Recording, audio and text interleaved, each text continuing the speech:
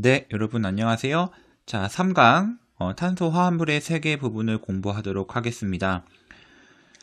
자, 이 탄소화합물의 세계를 공부를 하려면 일단 여러분들 기본적으로 요 탄소라는 원자에 대해서 좀 얘기를 하고 들어가야 됩니다. 탄소는 주기율표상에서 14족 원소고요. 14족에서 우리가 1의 자리 숫자를 보면 원자과 전자수를 예측할 수 있다 그랬었거든요. 네, 원자과 전자수는 몇 개가 되냐면 이제 4개가 된다라는 걸 볼 수 있어요. 여기서 이제 선생님이 좀 추가적인 정보를 좀 제공을 할 건데요. 원자과 전자수가 4개라는 것은 이 탄소 원자가 주변의 원자들과 4개의 결합을 할 수 있다는 것을 의미하거든요. 자, 요거는 뒤에 가서 이제 여러분들이 이해를 하실 수가 있을 거고요. 지금은 그냥 정보를 선생님 제공을 해줄게요. 그래서 여러분들은 그냥 탄소는 원자과 전자수가 4개니까 다른 주변의 원자와 한 4개의 결합을 형성할 수 있다. 그러니까 결합할 수 있는 손이 4개가 있다. 그냥 그 정도로만 일단 정보를 좀 알고 계세요. 그래서 자, 탄소 원자의 경우에는 결합하는 손이 자 4개가 있다. 그렇게 일단 이해라기보다는 일단 알고 있는 상태로 얘기하도록 하겠습니다. 이 결합하는 손이 4개가 있다는 것은요, 여러분들 그림을 한번 이렇게 시각적으로 한번 그려볼게요. 탄소가 있는데 탄소가 결합할 수 있는 손이 이렇게 4개가 있다라는 겁니다. 그래서 이거를 선생님 조금 더 한번 그림을 연장해서 그려보면 이 탄소가 결합을 이렇게 4개 주변에 있는 원자랑 4개의 결합을 형성할 수 있으니까 만약에 그 옆에 또 탄소가 있다 그러면 이렇게 또는 여기 이렇게 될 수도 있고요. 아니면 탄소가 이렇게 있으면요. 여기에 이렇게 결합을 형성할 수 있지만 아래쪽에도 이제 결합을 이렇게 형성할 수가 있고요. 그 다음에 여기 탄소가 있다 그러면 어떤 경우에는 탈 2개가 또 다른 애랑 결합할 수도 있는 거거든요. 지금 선생님 딱 2가지 예시만 들었지만 어때요, 여러분들? 이것만 봐도 탄소라는 이 친구는 굉장히 무궁무진한 여러 가지 어떤 화합물들을 만들어낼 수 있겠구나 라는 것을 좀 이것만 봐도 좀 미루어 짐작해 볼 수가 있습니다. 그렇기 때문에 이 탄소 화합물의 세계라고 하는 이 부분은 굉장히 어떻게 보면 당연히 우리가 공부를 해야 되는 부분인 거예요. 왜냐하면 탄소라는 것이 굉장히 무궁무진한 어떤 물질들을 만들어낼 수 있기 때문에 이 탄소 화합물의 세계가 굉장히 중요하다는 거죠. 그래서 화학원을 우리가 이제 본격적으로 공부를 할 때 여러분들 교과서들을 보시면 이 탄소 화합물이 가장 처음에 나오게 됩니다. 네, 그래서 탄소 화합물에 대해서 우리가 좀 공부를 하고 들어갈 필요가 있겠습니다. 자, 그러면 탄소 화합물이 무엇인가에 대해서 같이 한번 살펴볼게요. 자, 탄소 화합물. 자, 탄소를 기준으로 탄소를 기본 골격으로 다른 원자들과 공유 결합하여 이루어진 화합물을 우리가 탄소 화합물이라고 얘기를 해요. 그런데 이러한 탄소 화합물은 굉장히 많다. 물질들이 정말 무궁무진하다. 그래서 심지어 이 탄소 화합물을 중심으로 공부를 하는 학문도 있어요. 그래서 여러분들이 나중에 화학과를 진학을 하게 되면요. 자, 유기화학이라는 Organic Chemistry라고 하는 학문을 여러분들이 이제 공부를 좀 하게 될 겁니다. 자, 그 다음에 이 탄소 화합물이라는 것은 아까도 얘기했듯이 기본적으로 탄소를 기본 골격으로 해가지고요. 수많은 다른 원자들과 결합하여 이루어진 물질들을 우리가 탄소 화합물이라고 얘기를 하는데 이거보다 조금 범위를 좁혀서요. 탄소하고 수소로만 이루어진 물질을 우리가 뭐라고 부르냐면 탄화수소라고 부릅니다. 그래서 아래 나와 있듯이 탄소와 수소로 이루어진 화합물을 탄화수소라고 우리가 부르고요. 이 탄화수소를 먼저 이해를 해야 그 다음에 탄소 화합물을 공부를 할 수가 있게 되는 거예요. 그래서 이번 시간에 어떤 주 내용은요. 이 탄화수소에 대해서 우리가 기본적으로 이름을 붙이는 방법, 이것을 우리가 뭐라고 얘기하냐면 명면법이라고 하는데 그거부터 일단 공부를 좀 하도록 할게요. 여러분들도 어떤 친구들과 어떤 친구들과 친해지기 위해서 가장 먼저 그 친구의 이름을 알아야 친해지기가 쉬운 것처럼 우리가 이 탄소 화합물이라는 것을 공부를 하려면 그나마 범위를 좀 좁힌 탄화수소를 공부를 해줘야 되겠고, 그렇다면 이 탄화수소가 어떻게 이름이 붙여졌는지를 일단 알아야 여러분들이 공부를 하는데 굉장히 큰 도움을 받을 수가 있거든요. 그렇기 때문에 탄화수소 명명법부터 먼저 좀 공부를 하고 탄소 화합물에 대해서 몇 가지 예시를 가지고 그냥 살펴보고 넘어가도록 할게요. 다 살펴본다는 건 불가능합니다. 왜냐하면 무궁무진하니까. 그래서 우리 교과서에서 얘기하는 한 3가지 정도만 간단하게 살펴보고 몰이라는 부분으로 넘어가게 될 겁니다. 자, 그러면 우리 이름 붙이는 것부터 한번 해보도록 할게요. 네, 탄화수소 명명법입니다. 일단 여러분들 안타깝게도 이 부분은 좀 암기가 좀 필요합니다. 왜라고 하는 어떤 이해 차원보다는요, 이 부분은 좀 암기가 필요하니까 그런 부분들을 좀 인지하시고 들으시면 됩니다. 이 탄화수소를 명명을 할 때 기본적으로 탄화수소라는 것은 탄소와 수소로 이루어진 물질이기 때문에요. 탄소의 수에 따라서 어떤 명칭을 정하는 그런 것들이 이미 과학자들이 만들어냈고요. 이 수소의 수에 따라서 어떤 식으로 이제 명칭을 정할지를 이미 과학자들이 좀 정해놨어요. 그렇기 때문에 여기 탄소의 수에 따른 기본적인 명명법과 이 수소의 수에 따른 명명법, 이 2가지를 기준으로 우리가 탄화수소를 명명하는 방법을 익히게 되는 겁니다. 그래서 여러분들 왼쪽 여백에 빈 공간이 많이 있습니다. 그 부분을 지금부터 좀 필기를 하면서 하도록 할게요. 선생님 지금 이렇게 메모장을 이렇게 해놨다는 것은 이제 여기에 여러분들은 왼쪽 여백에 필기를 좀 해주시면 되겠습니다. 자, 탄화수소 명명법 한번 보도록 합시다. 탄화수소 명명법. 자, 일단 탄소의 수를 쭉 한번 나열을 한번 해볼게요. 그래서 여러분들 탄소가 하나 있고 또는 2개, 3개, 4개가 있을 수 있고 5개, 6개 쭉쭉쭉쭉 탄소의 개수가 늘어나겠죠. 자, 아까도 얘기했듯이 탄소의 개수에 따라 이미 과학자들이 명칭을 만들어낸 게 있어요. 자, 이거는 안타깝게도 조금 암기가 필요한 부분입니다. 자, 탄소의 개수가 1개의 경우에는 과학자들은 그거를 메타라고 이미 말을 만들어 냈어요. 정해놨죠. 메타. 자, 탄소의 개수가 2개인 경우에는 에타. 참 애가 탑니다. 미안합니다. 그 다음 탄소의 개수가 3개일 때는 자, 프로파. 그 다음에 탄소의 개수가 4개일 때는 자, 부타. 자, 이렇게 되는 것이고, 탄소의 개수가 5개일 때는 펜타. 탄소의 개수가 6개일 때는 헥사. 자, 이런 식으로 이제 이름을 과학자들이 좀 정해놨어요. 그래서 사실은 선생님도 여러분들 때 이걸 좀 탄소의 개수가 10개까지를 선생님 다 암기를 했었거든요. 그래서 메타, 에타, 프로파, 부타, 펜타, 헥사, 헵타, 옥타 이런 식으로 해서 10개까지 노나, 데카 이런 식으로 선생님 10개까지는 다 암기를 했었는데 그럼 여러분 선택사항입니다. 여러분 선택사항이고요. 그래도 여러분들 한 6개 정도까지는 여러분들이 이 이름을 붙이는 거에 대해서 조금 기억을 좀 해주셨으면 좋겠습니다. 자, 지금은 요 아랫부분은 자, 탄소의 어떤 수에 따른 어떤 명명 방법을 지금 얘기를 한 거고요. 그렇다면 이제 가로줄은 이제 내가 뭐에 대해서 얘기를 쭉 할 거냐면요. 요 가로줄은 이 수소의 이렇게 수소 수라고 할까요? 자, 이렇게 수소 수에 따른 자, 명명법. 명명이라고 할까요? 네, 명명. 이렇게 해볼게요. 자, 이거는 이제 탄소랑 같이 좀 세트로 한번 묶어서 얘기를 해볼게요.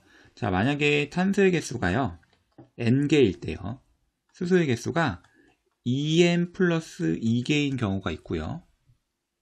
그 다음에 탄소의 개수가 n개일 때요, 수소의 개수가 2n개인 경우가 있고, 탄소의 개수가 n개일 때 수소의 개수가 2n-2개인 경우가 있습니다. 이렇게 세 가지의 경우가 있고요. 한번 그럼 실제로 한번 대입을 한번 해볼게요. 그래서 탄소의 개수가 하나일 때는 수소의 개수가 4개가 되겠죠. 근데 보통 1은 우리가 숫자를 생략하니까 뒤에서부터는 1은 생략할게요. 자, 여기는 CH2가 되겠죠. 왜냐면 n이 1이니까요. 여기는 CH0이 될 겁니다. 여러분들 아까 탄소는 손이 4개라 그랬죠? 다른 주변의 원자들과 결합하는 손이 4개이기 때문에 여기 수소 0개랑 결합한다는 것 자체는 말이 안 돼요. 그러니까 이거는 없을 겁니다. 이 세상에 없는 물질이에요. 그 다음 여기도 보시면요, CH2가 되는데요. 여러분들 수소가 1번인데요. 얘 같은 경우에는 원자과 전자수가 1쪽이니까 원자과 전자수 몇 개냐면은 원자과 전자수가 1개예요. 원자과 전자수가 수소는 1개고요. 그래서 아까 탄소와 같은 방식으로 이 수소의 경우에는 결합하는 어떤 손이 1개가 있습니다. 수소는. 그래서 수소는 이런 식으로 돼야 되거든요. 자, 그럼 여기 보세요. 탄소는 결합하는 손이 4개인데 수소는 결합하는 손이 1개이니까 이것도 그릴 수가 없어요. 예를 들어서 탄소는 이런 식으로 4개의 손을 만들어낼 수 있지만 수소는 딱 하나만 만들어낼 수 있기 때문에 이것도 이제 그림을 우리가 그려낼 수가 없거든요. 그러니까 이 세상에 이 물질은 또 없는 겁니다. 그래서 이거 2개는 좀 없애고요. 순서대로 한번 적어볼게요. 얘는 C2 뭐가 됩니까? H6가 되고 C2H4, 그 다음에 C2H2가 되겠죠. 그 다음에 여기는 C3H8, 그 다음에 C3H6, C3H4, 자, 뭐 C4H10, C4H8, 뭐 C4H6, 뭐 등등등등 되겠죠. 자, 이런 상황에서 이제 과학자들이 탄소의 개수가 CN개일 때, 즉 N개일 때 수소의 개수가 2N 플러스 2개일 때를 과학자들은 말을 이렇게 만들어놨습니다. 뭐라고 만들어놨냐면요, 알케인이라고 이름을 만들어놨어요. 그리고서는 자, 영어도 한번 적어볼게요. 자, 이렇게 이름을 만들어놨고요. 탄소의 개수가 N개일 때 수소의 개수가 2N개의 형태를 띠고 있으면 얘를 우리는 과학자들이 알켄이라고 이름을 붙이기로 약속한 겁니다. 알켄. 그 다음에 탄소의 개수가 N개일 때 수소의 개수가 2N-2개라면 과학자들은 이 친구들을 알카인이라고 부르기로 했고, 자, 이런 식으로 이름을 지어놨습니다. 자, 그러면 선생님 색깔펜으로 보세요. 자, 메타라고 되어 있는 요 그렇구나. 미안합니다. 그래서 요 부분 하고요. 자, 여기 나와 있는 알케인에서요, 요 부분에 좀 주목합시다. 영어로는 ANE, 요 부분에 좀 주목할게요. 자, 여기서 알켄에서는 ENE 부분에 주목할 것이고, 여기서는 아인, 여기서는 YNE, 요 부분에 좀 주목을 할게요. 이게 왜 그러냐면요, 여기 나와 있는 아가 여기에서는 N으로 바뀌는 거고요.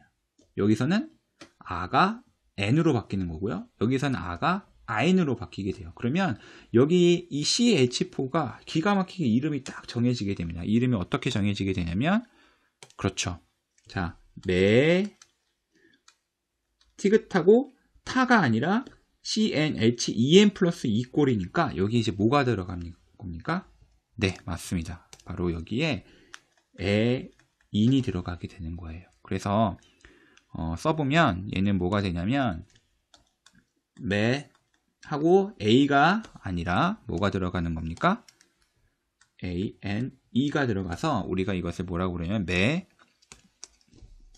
메테인이라고 부르는 거죠. 그래서 여러분들 메테인 기체, 뭐 옛날에는 메탄 기체라고 얘기를 했는데, 왜 얘네들이 이름을 이렇게 됐는지 여러분들이 이해하실 수가 있는 겁니다. 그 아래 볼게요. 자, 얘는 이름이 어떻게 되는 거죠? 기본적으로 탄소 개수가 2개니까 에타인데요. 에타. 이 타의 아가 이제 뭐로 바뀌는 거였죠, 여러분들? 그렇죠. 이렇게 바뀌는 거죠. 그래서 여기 나와 있는 것처럼 여기도 자, 타가 아니라 여기서 아가 뭐로 바뀌는 거냐면 애인으로 바뀌어서 이렇게 써주면 자, 에테인 이렇게 되는 겁니다. 그래서 오른쪽에 나와 있는 것도 마찬가지예요. 그래서 여기도 한번 쭉쭉 적어 볼게요. 그래서 여기도 티귿 티귿인데 어떻게 되는 거냐면 여기에 뭐가 들어오는 겁니까? n이 들어오는 것이고 여기 뭐가 들어오죠? in이 들어와서 에텐, 에타인이라는 이름이 되게 되는 겁니다. 그래서 여기서는 색깔 그냥 바꾸지 않고 그대로 쓸게요. 그래서 에텐, 그리고 여기는 뭐가 되는 겁니까? 에타인 이렇게 되는 거죠. 한 번만 더 해볼게요. 저 아래 볼게요. 탄소의 개수가 3개죠. 탄소의 개수가 3개라는 것은 프로 여기까지 가는 거예요. 프로파 여기서 피읍까지 가고 여기에 에인이 들어가서 뭐가 되는 겁니까? 네, 프로페인이 되는 거죠. 그 다음에 여기서는 티귿까지 가는 건데 미안합니다. 티귿이 아니죠. 탄소 개수가 3개니까 어떻게 돼야 됩니까? 탄소 개수가 3개니까 네, 프로 피읍까지 가는데 여기 n이 들어가는 거죠. 프로펜 영어 생략할게요. 그 다음에 여기도 탄소 개수가 3개니까 프로 피읍까지 가는데 여기 이제 in이 붙어서 프로파인 이렇게 되는 거겠죠. 그래서 여러분들은 이런 식으로 이제 탄화수소의 기본 명명법을 이제 이해할 수 있게 된 겁니다. 자, 그러면 다시 9페이지 오른쪽으로 돌아가서 빈칸을 채우고 이해하면서 좀 넘어가도록 할게요. 이 부분 좀 빼뜨렸는데요. 여기 잠깐만 보시겠어요? 여기 보시면 이 C2H4를 이제 우리가 정식 명칭은 얘를 우리가 뭐라고 부르냐면 에텐이라고 부르는 게 맞고, 여기 나와 있는 뭐 C2H2도 정식 명칭은 에타인이 맞아요. 그런데 요 표현보다는요, 실제 정식 명칭이 에텐임에도 불구하고 이 C2H4는 우리가 보통 뭐라고 많이 부르냐면은 에틸렌이라고 많이 부르고요.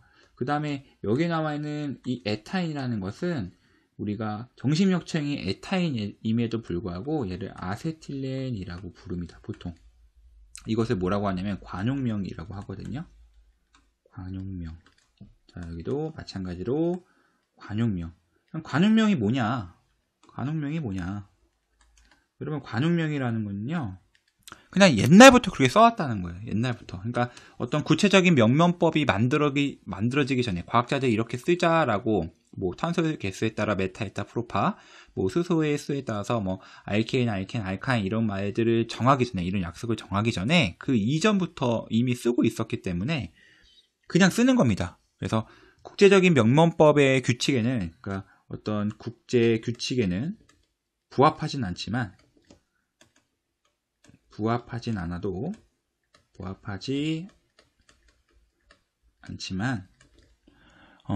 그냥 오래전부터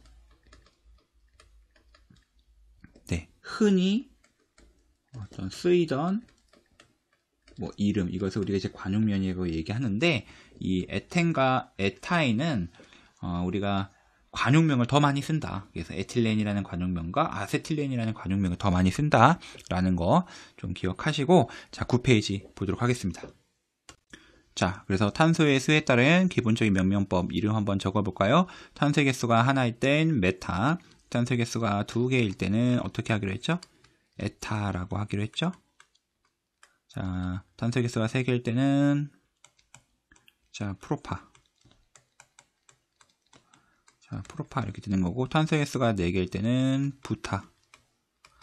부탁해요. 아이고. 자, 부타 이렇게 되는 거겠죠. 자, 그 다음에 탄소의 개수가 5개일 때는 이제 펜타. 여러분, 펜타곤 이런 얘기 들어봤죠? 그게 다 오각형과 관련이 있는 거거든요. 여기서는 이제 펜타, 그 다음에 뭐 헥사, 헵타, 뭐 8개는 옥타, 뭐 노나, 데카 이렇게 되어 있는데, 뭐 영어 마저 적어드리면, 아이고, 왜 이렇게 됐죠? 잠시만요. 네, 이렇게 두 줄 그을게요.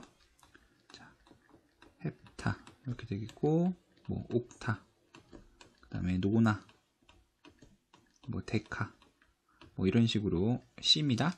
뭐 이런 식으로 이름이 적혀지게 됩니다. 자, 아래 수소수에 따른 명명법을 보면요, 자, 알케인, 알켄, 알카인이 있습니다. 그래서 아까 선생님이 얘기했듯이 요거에 대한 기본적인 형태가 있다 그랬죠? 어떤 형태가 있느냐? 알케인은 탄소의 개수가 n개일 때 수소의 개수가 2n 플러스 2개인 경우, 알켄은 탄소의 개수가 n개일 때 H가 2n개인 경우, 알카인은 탄소의 개수가 n개일 때 수소의 개수가 2n 마이너스 2개인 경우예요. 이거 다 적어놨습니다, 아래다가. 그래서 이러한 형태, 이러한 형태, 이러한 형태를 각각 알케인, 알켄, 알카인이라고 이름을 붙였고요. 그래서 탄소의 개수가 하나일 때 이때 NH2n 플러스 2의 꼴을 가지고 있는 CH4는 메테인 이렇게 되는 거죠. 그래서 에테인, 그 옆에는 에텐, 관용명의 에틸렌, 에타인, 아세틸렌 뭐 이런 식으로 해서 쭉쭉쭉 가게 되는 겁니다. 그래서 우리는 이제 이름을 붙일 수가 있게 됐습니다. 탄화수소에 이름을 붙일 수가 있게 된 거예요. 우리는 가타판에 있는 친구들의 이름을 이제 알게 된 겁니다. 이제 조금만 더 친해지면 됩니다. 자, 뒷장 넘어가겠습니다. 다양한 탄소 화합물 이제 세 가지가 이제 나오게 되는데요. 우리는 이 세 가지에 대해서 이제 간략하게 좀 살펴볼게요. 일단 CH4니까 메테인이라고 이름 부르겠죠. 그 다음에 여기 보시면 C2H5OH 에탄올이라고 부르는데요. 그냥 대략적인 느낌만 봅시다. 얘가 왜 에탄올이냐면 탄소의 개수가 몇 개입니까? 2개죠. 탄소의 개수가 2개인 건 우리가 어떻게 부르기로 했어요? 에타라는 기본 형태가 있죠. 그래서 여기서부터 좀 따온 겁니다. 따온 거예요. 그래서 대략 느낌적인 걸 우리가 여러분들이 받으시면 되겠고요. 그 다음에 이제 오른쪽에는 이제 아세트산이라고 해가지고요. CH3COOH의 화학식을 가지는 어떤 물질입니다. 자, 여기 보시면 메테인의 경우에는 자, 지금 여기 한번 위에다 한번 써볼게요. 이 검은색이 이제 탄소를 의미하는 거고요. 그 다음에 여기 흰색이 이 수소를 의미하게 되는 겁니다. 그래서 이 탄소하고 수소 사이에 이런 식으로 선이 있는 거죠. 이거를 우리 전문적인 이제 용어로는 뭐라고 얘기하냐면 뭐 결합선이라고 얘기를 하는데 어쨌든 결합을 좀 표시를 한 거고요. 자, 여기도 보시면 탄소가 있고요. 탄소가 있고요. 여기 이렇게 수소가 있고, 자, 여기 빨간색으로 되어 있는 건 이제 산소를 얘기하는 겁니다. 그래서 탄소 개수 2개죠? 네, 수소의 개수가 지금 총 6개예요. 하나, 둘, 셋. 그 뒤에 또 있죠? 이렇게 넷, 다섯, 6개고요. 그다음 여기 산소 있고요. 자, 아세트산 보겠습니다. 탄소 있고요. 산소 있고요. 여기 수소가 있죠. 그래서 보시면 탄소 2개, 수소 4개, 산소 2개네요. 그래서 탄소 2개, 수소 4개, 산소 2개. 자, 이렇게 되는 겁니다. 이걸 좀 확인해 볼 수가 있고요. 지금 여기 나와 있는 거를 우리가 실제 이렇게 그림을 그린다는 건 굉장히 불편하기 때문에 뒤에 가서는 이 부분을 어떤 식으로 우리가 간략하게 이용할 거냐면요. 여기를 C라고 한다면 그냥 이런 식으로 결합선 4개, 수소랑 결합해 있는 거 이렇게 표시할 거고요. 얘도 그냥 이런 식으로 간략하게 자, 이렇게 하고 자, 이런 식으로 자, 여기 OH인데요. 이거는 OH 이렇게 표시를 하셔도 되고요. 아니면 그냥 OH 이렇게 표시를 하기도 합니다. 자, 여기도 자, 이런 식으로 뒤에 가서는 이렇게 표시하는 방법에 대해서 공부를 하게 될 거예요. 자, 보시면 여기 지금 몇 줄입니까? 2줄이죠? 오케이. 이렇게 2줄. 그 다음에 여기 이렇게 해서 OH 뭐 내지는 이렇게 표시하셔도 돼요. OH 이렇게 표시를 하셔도 상관없습니다. 자, 아래 부분 보도록 하겠습니다. 그래서 우리가 지금 방금 얘기했던 이 친구들의 어떤 구조를 좀 확인을 해봤기 때문에 얘들은 어떤 특징을 가지고 있는가를 빈칸을 한번 채워볼게요. 그래서 자, 메테인의 경우에는 어떤 특징이 있느냐? 끓는 점이 매우 낮아서 상온에서 어떤 상태로 존재할까라는 겁니다. 이거 여러분들 어떤 상태로 존재할까요? 적읍시다. 여기다가 적어주세요. 자, 기체 상태로 존재한다라고 적어주세요. 자, 이게 혹시라도 이해가 안 될까봐 일단 여러분들에게 먼저 말씀드릴게요. 여러분들 상온이라고 함은 약 20에서 뭐 25도씨, 뭐 경우에 따라서는 뭐 15에서 25도씨, 뭐 이 정도를 얘기를 하기도 하는데요. 끓는 점이라는 것이 매우 낮아서 이 20에서 25도씨라는 이 상온에서는 메테인이 기체 상태로 존재한다는 겁니다. 요거 선생님이 이해시켜주기 위해서 간단하게 예시 들어볼게요. 만약에 있잖아요. 상온이 20에서 25도씨가 아니고 150도라고 아주 가정해볼게요. 아주 좀 뜨겁겠죠. 그런데 여러분들 물 생각해 봅시다. 물 몇 도씨부터 끓습니까? 100도씨부터 끓죠. 그럼 여러분 생각을 해보세요. 물이 있었어요. 물이 있는데 물이 있는 그 장소가 예를 들어서 101도가 됐다라고 합시다. 그럼 그 물이 다 뭐로 바뀝니까? 다 기체로 바뀌죠? 그러니까 이렇게 되는 거예요. 물이 100도씨에서 끓는데 만약에 상온이 150도라고 가정을 하면 이 물은 더 이상 존재하지 않고 다 수증기로만 존재하는 거예요. 여기 보세요. 끓는 점이 매우 낮다는 것은 이 상온보다도 한참 아래에 있거든요. 한참 아래. 그러니까 이 끓는 점이 매우 낮다라는 건 구체적인 수치가 안 나와 있지만 이거 영하입니다. 영하. 그러니까 굉장히 높은 곳에 이 영하만 돼도 끓는 놈인데 여기 상온에서는 어떻게 되겠어요? 당연히 이제 기체 상태로 존재를 하겠죠. 뭐 그런 얘기가 되는 거고요. 그 다음에 물에 대한 적어주세요. 용해도가 작아서 물에 거의 녹지 않는다. 그 다음에 자 이산화탄소와 함께 대표적인 적어주십시오. 온실 기체다. 그렇게 좀 얘기를 좀 해주시면 되고요. 잠시만 여기 위에 선생님 좀 빼놓은 내용이 있어서요. 그거 조금만 다시 한번 얘기해 볼게요. 네, 선생님 모르고 여기 그림에 대해서 이제 뭐 물에 녹는다, 녹지 않는다라고 되어 있는 부분을 모르고 얘기 안 하고 넘어가서 이 부분 좀 잠깐 얘기할게요. 여러분들 뒤에 가서 공부를 좀 하게 되겠지만 여러분들 어떤 물질이 극성이다, 어떤 물질이 뭐 무극성이다, 뭐 이러한 어떤 용어들에 대해서 배우게 될 겁니다. 그래서 지금 여기서는 이거를 뭐 자세하게 얘기해 줄 수는 없고요. 그냥 이 극성이라는 이 물질이 있으면, 극성이라는 성질을 가지고 있으면 얘들은 물에 잘 녹는다. 이렇게 이해하시면 되고, 물에 잘 녹는다. 그런데 이 무극성이라는 어떤 물질이 있다 그러면 얘들은 물에 잘 녹지 않는다. 이렇게 이해를 좀 해주시면 돼요.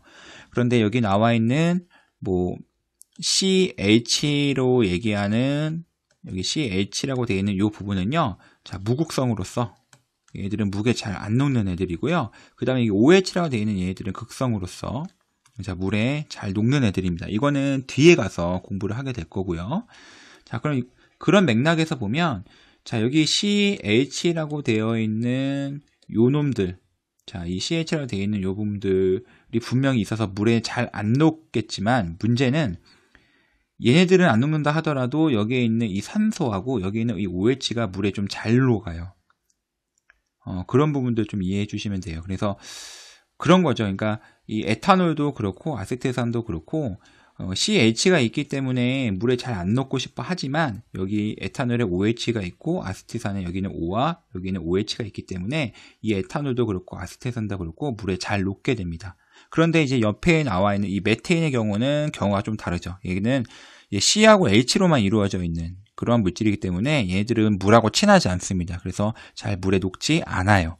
그래서 그냥 이 정도로만 정보를 좀 제공하고 다시 아래로 넘어가도록 하겠습니다.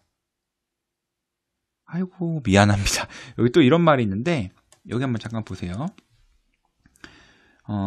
물에 녹아 이온화하면 수소 이온을 내놓는다 라고 되어 있는데 사실 지금 이것도 여러분들이 이 내용을 이해하기에는 아직 배운 것들이 없습니다. 그냥 정보를 그냥 받아들여 주시면 되는데 이 OH에 나와 있는 요 H가요. 요 H가 이 O라는 놈하고 강하게 결합이 되어 있는 게 아니에요. 그래서 이 여기 나와 있는 이 아세트산이 물에 녹으면 요 H가 똑 하고 떨어지게 됩니다.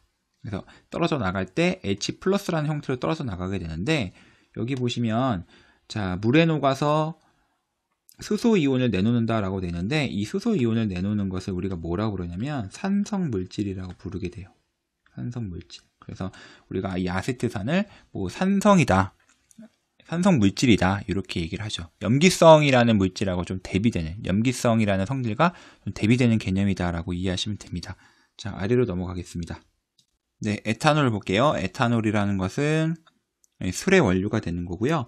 그래서 여러분들 뭐 혹시 들어는 봤을지 모르겠는데 뭐 소주는 몇 퍼센트고 뭐 양주는 소주보다 더 센 퍼센테이지를 가지고 있고 뭐 이런 것들이 이 물에 에탄올이 얼마만큼 더 많이 함유가 되어 있느냐에 따라서 얘기를 하는 거거든요. 그래서 에탄올이 더 많이 섞이면 섞일수록 독한 술이 되는 겁니다.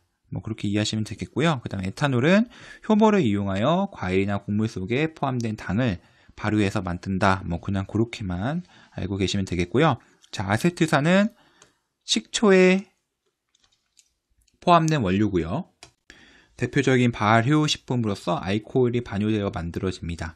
그 다음에 아까도 얘기했지만 아세트산에 있는 요 H는요, 물에 녹으면 똑 떨어져요. 어떻게 떨어진다? H 플러스 떨어지게 돼요. 그래서 물에 녹아 이온하여 수소 이온을 내놓는 으로, 아까도 얘기했지만 수소 이온을 내놓는 이러한 물질을 우리가 뭐라고 부르냐면 산성이라고 부릅니다. 그래서 우리가 요 세 가지 화합물에 대해서 어떤 특징을 간단하게 살펴보았습니다. 아래 문제 한번 풀어볼게요. 자, 탄소 원자 한 개가 다른 원자 최대 몇 개까지 결합할 수 있는가? 손이 몇 개라 그랬죠? 4개라 그랬죠? 그러니까 최대 4개. 다음 중 물에 잘 녹고 연소 시 물과 이산탄소를 생성하는 탄소 화합물을 있는 대로 골라보자 라고 되어 있는데요. 일단 요거를 풀려면 여러분들이 아셔야 될 게 있죠. 요겁니다. 연소 시 그랬는데, 그렇다면 이 연소가 무엇인가? 요거를 좀 아셔야 됩니다. 자, 연소라는 것은 여러분들 산소 기체랑 반응을 한다는 걸 생각해 주시면 돼요. 그렇게 이해하시면 됩니다. 산소 기체와 자, 반응을 한다. 고로 자, 보세요. 여러분들. 자, 물에 잘 녹고 연소 시 물과 이산탄소를 생성한다. 일단 여러분들 물이라는 것은 어떻게 되어 있습니까? 화학식이 H2O고요. 이산탄소도 생성한대요. 이렇게 되어 있겠죠. 그런데 어떤 물질이 있었어. 근데 이 물질이 물에 잘 녹는데요. 그리고 연소했다 그러니까 누구랑 반응한 겁니까? 산소기체랑 반응을 한 거죠. 그러면 적어도 우리가 지금 얘기하고자 하는 이 물질은 어떤 걸 포함을 하고 있어야 되느냐. 적어도 C하고 H라는 원소를 가지고 있어야 적어도 여기서 H와 탄소라는 게 나오겠죠. 그래서 최소한 여기에 나와 있는 즉 이 미지 화합물에는 C하고 H를 가지고 있어야 될 것이다. 자, 그런데 여기 보시면 물에 잘 녹는다고 했기 때문에 자, 일단 메테인의 화학식이 어떻게 됩니까? 순서대로 자, 메테인은 CH4, 에탄올은 C2H5OH, 아세트산은 CH3COOH라고 했으므로 C하고 H로만 이루어져 있는 이 친구는 C하고 H를 갖고 있지만 안타깝게도 물에 녹지 않기 때문에 탈락. 고로 여기서 말하는 탄소화물이 있는데 골라보자면은 에탄올과 아세트산이 정답이 되는 겁니다. 자, 뒷장 넘어가도록 하겠습니다.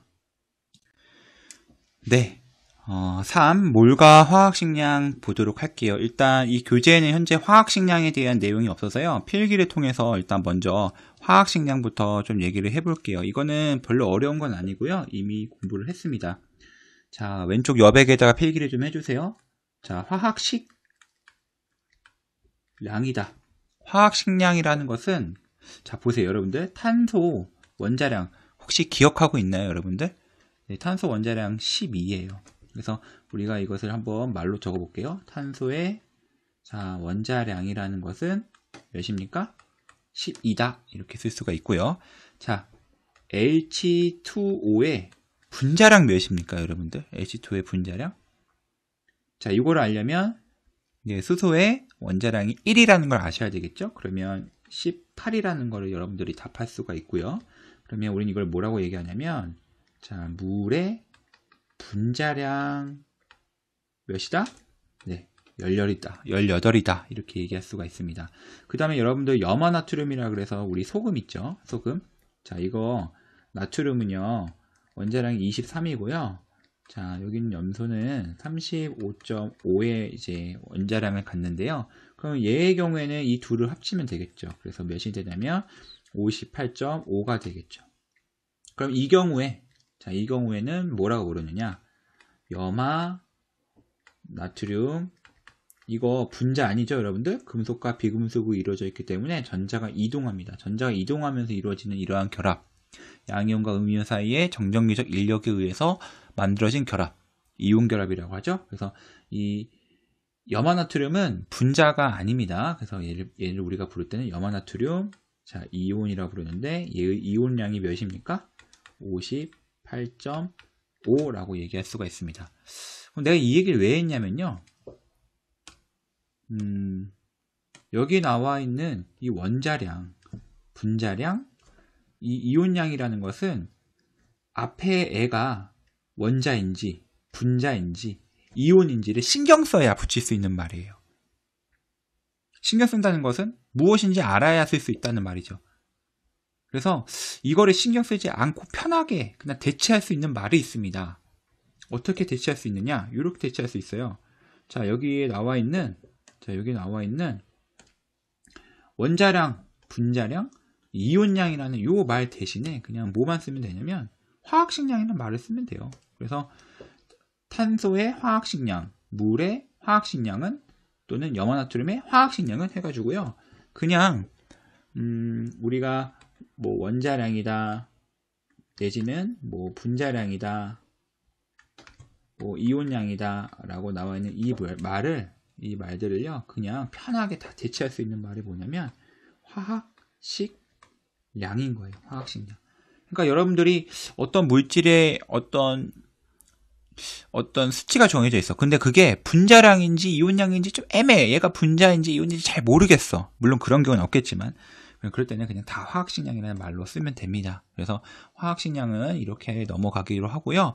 자, 이제 몰이라는 거에 대해서 좀 공부를 좀 해볼 건데 이게 이제 진짜 화학을 공부하는 그 첫 과정에서 여러분들이 조금 헷갈려하기 시작하는 한 부분이 바로 이 부분부터 이제 시작을 하게 됩니다. 선생님도 고등학교 때 이 몰이라는 부분을 공부를 할 때 처음에 확 뭔가 다가오진 않았어요. 계속해서 이제 공부를 하면서 좀 익혀서 나중에는 조금 친숙해졌지만 처음에 이 몰이라는 걸 공부할 때는 그렇게 친숙하지가 않습니다. 어쨌든 우리 같이 한번 볼게요. 자, 몰이라고 되어 있는 부분. 이거를 이제 공부를 하기 위해서는 일단 다른 예시를 한번 좀 들어보겠습니다. 여러분들 연필 한번 해볼까요? 연필 12자루가 있습니다. 그리고요 계란 30개가 있어요. 그리고 마늘 100개가 있습니다. 그 다음에 담배가요 20개 피가 있어요. 우리 이거 딱 보면 알죠? 아, 이거 연필 12자루? 우리 간단하게 어떻게 쓰죠? 함부로, 미안합니다. 함부로가 아니죠. 네, 한다스. 자, 계란 30개는 한 판, 마늘 100개는 한 접 이렇게 얘기하고요. 담배 20개 피는 함보루 이렇게 이제 우리가 얘기를 하죠. 지금 내가 얘기한 이거를 이제 뭐라고 얘기하냐면 우리 묶음 단위를 얘기한 거예요. 묶음 단위. 그러면 왜 사람들이 이런 묶음 단위를 만들었을까요? 그 이유는 간단합니다. 편하니까요.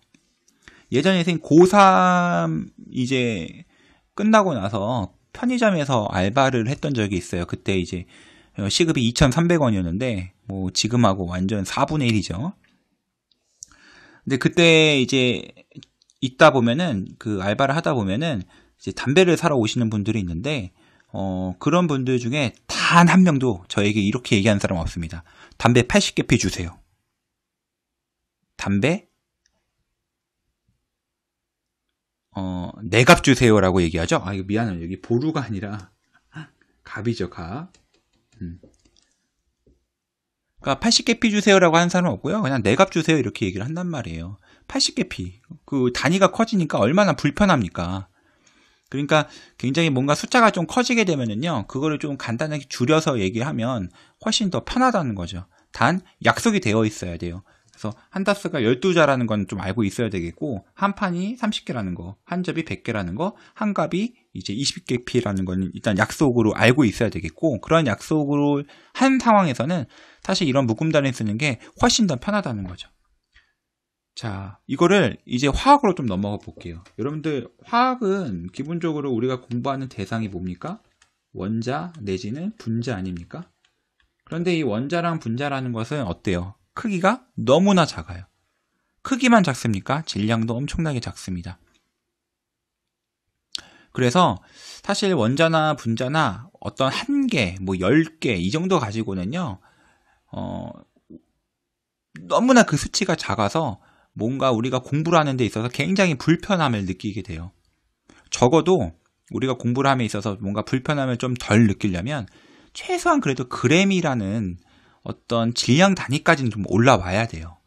그래서 어떤 원자나 분자가 어떤 그램이라고 할 수 있는 뭐 1g이든 어떤 그램이라고 얘기할 수 있는 어떤 최소한의 어떤 질량 단위까지 올라와 주려면은요, 굉장히 많은 개수가 있어야만 겨우 그램 단위가 만들어지게 돼요. 그래서 여기서 좀 생뚱맞은 숫자를 선생님 좀 얘기를 해볼게요. 자, 원자나 분자가 있는데 얘네들이 6.02 곱하기 10의 23승계라고 하는 이만큼의 수치를 가지게 되면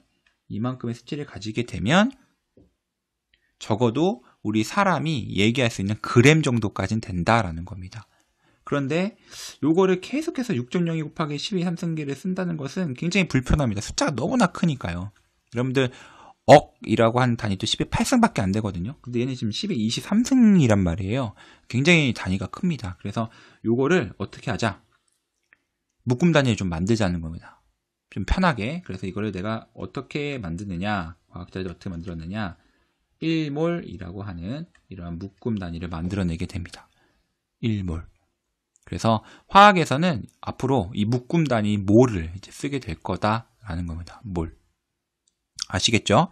자, 그래서 여기 한번 보시면, 자, 몰이라고 되어 있는데 이 몰 아래 개 좀 생뚱맞지만 적어볼게요. 6.02 곱하기 10의 23승계. 자, 요것을 우리 화학에서 얘기하는 기본 단위인 몰이라고 얘기를 하게 됩니다. 왜 6.02 곱하기 10의 23승계냐? 이것은 이제 뒤에 가서 지금 얘기를 할게요. 그래서 자, 화학의 기본 단위인 6.02 곱하기 10의 23승계를 우리는 몰이라고 부릅니다. 몰. 그래서 영어로는 MOL 이렇게 되는 겁니다. 네, 그러면 이제 여러분들은 몰에 대해서 이제 공부할 준비가 이제 조금 된 거예요. 그래서 다음 시간에 우리 4강에서는 이 몰이라는 거에 대해서 여러분들 구체적으로 좀 공부를 하는 시간을 좀 가져볼 거예요. 그래서 이제부터 이제 진짜 시작입니다. 그렇기 때문에 여러분들 바짝 정신을 좀 집중해서 한 번에 탁 하고 이해를 하고 넘어가면 앞으로 공부하는 데 있어서 굉장히 좀 수월할 거다라는 겁니다. 별로 그렇게 어렵지 않습니다. 겁먹을 필요 없습니다. 그래서 다음 시간에 보도록 합시다. 지금 선생님 수업을 조금 일찍 끝내주는데요. 그것은 지금까지 공부했던 내용을 여러분들이 다시 한번 넘겨보면서 복습하라는 차원에서 조금 일찍 끝내는 거니까요. 꼭 이 남은 시간 동안 좀 복습을 좀 해주시기를 부탁드립니다. 네, 오늘도 고생하셨습니다.